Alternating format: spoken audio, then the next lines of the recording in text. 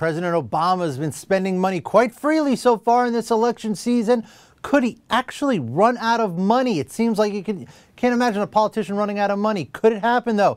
Peter Nicholas is down in D.C. with this story.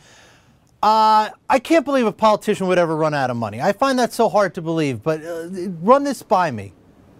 Well, particularly Barack Obama, who shattered fundraising records in 2008, raised $750 million. But what our reporting shows is that the burn rate for the Obama campaign is pretty high. They're spending money for the last couple of months faster than they're taking it in, 20% more in the months of May and June. So Obama continues to raise money, he's doing fundraising events all the time, but they have huge overhead. They spend a lot of money on advertising, they have a huge staff, spent a lot of money on polling and other operational costs.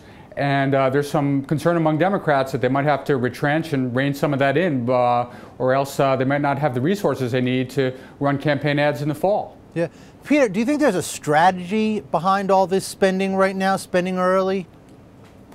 Yeah, there is a strategy. Clearly the strategy is to define Mitt Romney, to cement an impression of Mitt Romney in the voters' minds as somebody who's not fit to lead. So they're spending a lot of money on advertising, millions and millions of dollars in the month of June.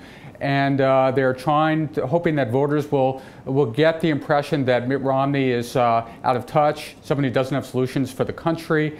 And coming into the Labor Day, which is when voters really start to focus on the campaign, they'll have made their minds up about Romney as not a worthy presidential candidate. Right now we have a screen here for you. Didn't we just pull that up? About how much money these candidates have raised from the super PACs. Mitt Romney, you can see there, has raised $27.2 million. President Obama, $9.4 million. So on that front, at least, the challenger, Mitt Romney, has been raising more than Obama. And I believe overall, he's been raising more than the president, right? Well, in the last couple of months, Romney has outraised the president, which is an eye-opening fact in itself, given that Obama was such a prodigious fundraiser 4 years ago.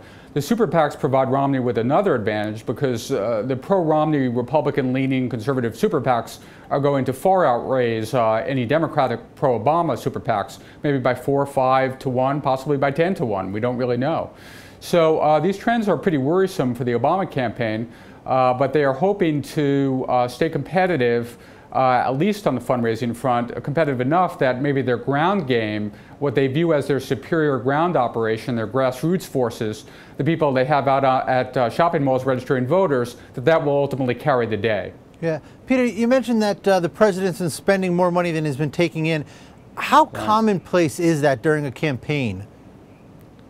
Well, what the Obama campaign says is they're spending money now heavily in order to, as I mentioned, define Mitt Romney, to create this impression of him.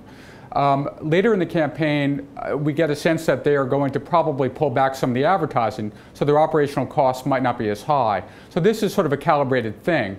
But campaigns do tend to run short of money. In the 2000-2004 elections, both Al Gore and John Kerry had fundraising troubles, in some cases had to make very hard choices about where they could compete, whether they could compete in all the swing states that ultimately decided the election. And in some cases, in John Kerry's case, couldn't muster the resources to compete everywhere he wanted to. So this can be a very serious issue.